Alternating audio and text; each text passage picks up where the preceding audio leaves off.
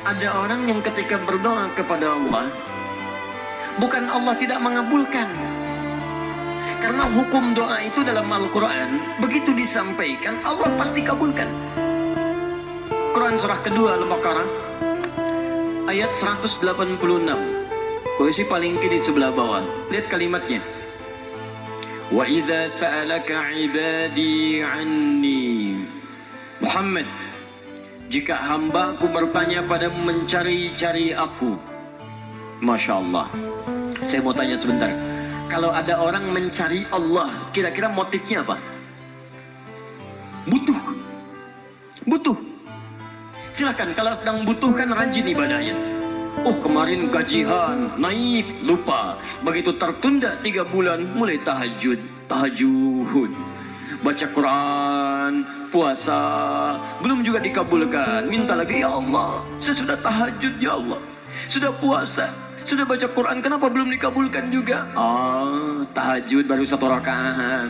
Masya Allah. Baca Quran 1 ayat, puasa setengah hari udah buka, minta dikabulkan.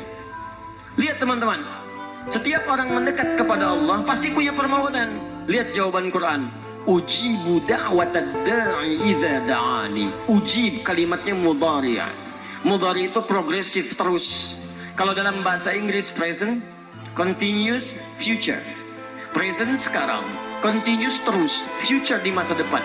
Jadi sifat doa itu, kalau Anda minta sekarang akan dikabulkan, minta nanti akan dikabulkan, minta di masa depan akan dikabulkan dengan cara Allah yang terbaik, yang dikabulkan menurut maslahat untuk Anda. Jadi sifat doa itu kalau diberikan pasti dikabulkan. Entah sekarang, besok, atau nanti saat kita siap menerimanya. Yang jadi masalah, ada orang minta yang lain dikabulkan, dia tidak. Ini masalahnya. Dan ternyata bukan Allah nggak ngabulkan, bukan. Ketika Allah akan berikan, tidak tembus pada dirinya. Nih lihat. Ini apa? Jangan katakan wallahu a'lam. Gelas ya. Baik. Di atasnya ada apa? Tutup. Saya buka tutupnya. Perhatikan baik-baik. Ini apa? Spidol. Kalau saya masukkan ke dalam gelas, bisa masuk? Masuk. Lihat baik-baik. Sekarang saya tutup dengan ini. Masih bisa masuk? Tidak. Perhatikan baik-baik. Sulit. Saya ganti kemudian. Bisa dengan yang ini. Lebih halus. Saya tutup begini. Masih bisa masuk? Sulit. Mau dipaksa jadi masuk ke dalam, jadi kotor, tidak bisa diminum. Lihat baik-baik. Terkadang ketika Allah dengan sifat sayangnya ingin mengabulkan permohonan hambanya, bukan doa tidak dikabulkan, tapi permohonan ini tidak sampai pada dirinya karena ada sekat yang menutup. Itulah dosa. Itulah maksiat. Semakin pekat dosanya, semakin kuat penghalangnya, maka semakin sulit kemudian Allah memberikan rahmat yang turun pada dirinya. Maka banyak hadis menyampaikan kepada kita, lihat baik-baik. Saya sampaikan satu hadis dari Nabi SAW. Thumma dzakara rajula. Lalu Nabi mengisahkan tentang seorang lelaki, yutilu safara, yang menempuh perjalanan yang jauh. Orang yang menempuh perjalanan jauh, maka doanya cepat dikabulkan oleh Allah Subhanahu wa taala.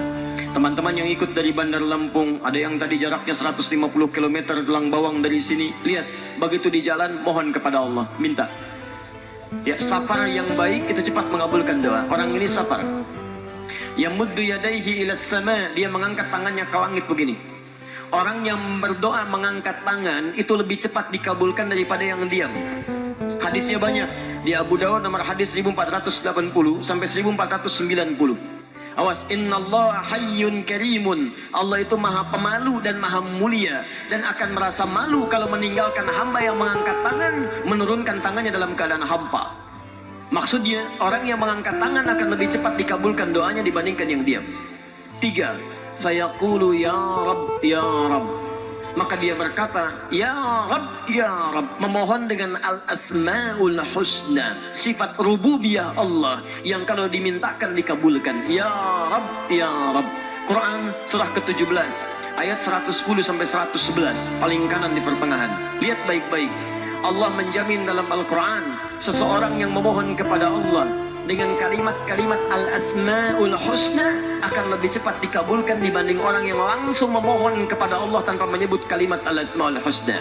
Qulid'ullaha awid'ur rahman ayyamma tad'u falahul asma'ul husna. Kalau Anda punya masalah, sebut nama Allah, bukan mengeluh, atau sebut namanya ya Rahman. Tapi kalau Anda mampu, cari nama-nama Allah yang terbaik sesuai dengan persoalan yang sedang kita hadapi. Namanya Al-Asma'ul Husna. Jadi Asma'ul Husna itu bukan dihafal. Ya Allah, Ya Rahman, Ya Rahim, Ya Malik, Ya Qudus. Boleh dihafalkan. Tapi hafalan ini maksudnya membantu kita untuk bisa memilihnya saat kita membutuhkannya. Misal, Anda sedang punya masalah kesulitan, mau berdoa, sebut namanya yang sesuai dengan kesulitan Anda. Ya Al-Fattah. Masalahnya rezeki, sebut Ya Allah Ya Razzaq. Di pekerjaan ada yang ganggu Anda, sebut Ya Allah Ya Jabbar. Anda punya masalah, Ya Allah Ya Sabar. Nggak harus disebutkan semuanya. Ya Allah Ya Rahman Ya Rahim Ya Malik Ya Qudus, ya semua disebutkan. Masya Allah, akhirnya yang tidak diminta pun diberikan. Anda nggak sedang punya masalah, ya sober, ya sober. Sober itu adalah permohonan kepada Allah supaya diberikan kesabaran saat punya masalah. Anda nggak sedang punya masalah, minta diberikan kesabaran. Itu artinya sama dengan minta masalah. Hati-hati. Banyak kalimat-kalimatnya, pilih. Kitab Al-Aqaid Al-Islamiyah, karangan Syekh Sayyid Sabiq, halaman 24-59, posisi paling kanan di pertengahan. Dikisahkan seorang lelaki bermohon kepada Allah setelah dia selesai menunaikan salat. Lihat kalimatnya. Allahumma innaka antal ahadus samad alladzi lam yalid wa lam yulad wa lam yakul lahu kufuwan ahad. Allahumma inni as'aluka an taghfira li. Dia sebutkan al-asmaul husna. Allahumma inni as'aluka innaka antal ahad as-samad, al-asmaul husna alladzi lam yalid wa lam yulad wa lam yakul lahu kufuwan ahad. Allahumma inni as'aluka an taghfira li. Mohon ampuni dosa saya ya Allah. Ampuni saya, ampuni saya. Apa jawab Nabi? At-tadri bimadza tas'al? Tahukah engkau barusan mengucapkan kalimat apa saat berdoa?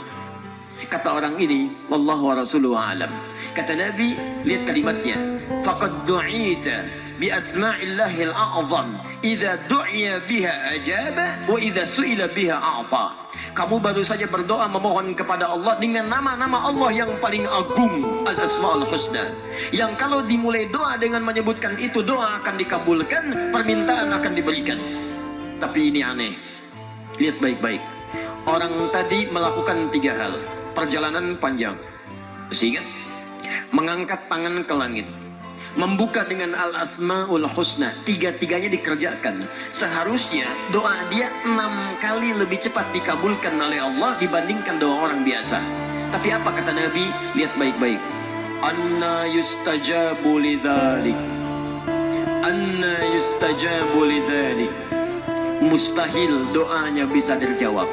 Mustahil doanya bisa dijawab. Sifat doa dimohonkan, dikabulkan. Tapi yang ini kata Nabi, anna yustajabu lidzalik. Mustahil doanya bisa dijawab. Kenapa? Nggak tembus. Famat'amu haramun, karena makanannya haram. Ketika Anda memakan yang haram, maka makanan jadi sekat dalam diri Anda, menjadi penghalang doa itu sampai kepada diri Anda. Tuh. Mashrabu haramun, minumannya haram, lebih tebal lagi. Malbasu haramun, pakaiannya haram, lebih tebal lagi. Sulit. Wa ghudhiya biharamin, dan perangkat hidupnya haram, lebih sulit lagi. Nggak tembus-tembus. Yang paling celaka dibawa yang haram ke rumah, dimasak kemudian oleh ibunya, dibagikan kepada anak-anaknya, muncul haram di keluarga, maka sulit turun rahmat ke dalam keluarga itu. Makanya kalau sudah maksiat terjadi, maka mohon maaf, rahmat sulit diturunkan, hidayah sulit masuk dalam diri seseorang. Maaf, ini yang haram beredar dengan darah, masuk ke dalam telinga. Quran kemudian muncul surah ke-6 ayat 25. Wa fi adhanihim waqra, di telinganya akan ada sumbatan. Bukan nggak bisa dengar, yang lain kedengaran. Cuman ketika diminta yang baik-baik, nggak tembus dalam telinganya. Konser musik di GBK, di Jakarta, Masya Allah, dari Lampung kedengaran. Masjid yang jaraknya 5 meter dari rumah, gak nyampe. Ini rumah dia, ini masjid masjid, mikrofon masjid ke rumahnya begini nih. Sepeda ada, motor ada, mobil ada, kendaraan ada. Allahu Akbar. Hayya 'alas shalah. Gak dengar. Komat, gak dengar. Konser musik yang jaraknya cukup jauh, Masya Allah, sebelum artisnya datang tiketnya udah habis. Masjid kurang apa lagi, soundnya jelas, panggilannya bagus, ustadznya datang sendiri, nerangkan sendiri, nulis sendiri, kadang-kadang ngapus sendiri, live juga, kemudian ada snacknya, aquanya ada, semua kelengkapannya ada. Dengan semua itu belum menyentuh Anda terpanggil untuk datang, coba cek maksiat apa yang sudah Anda kerjakan.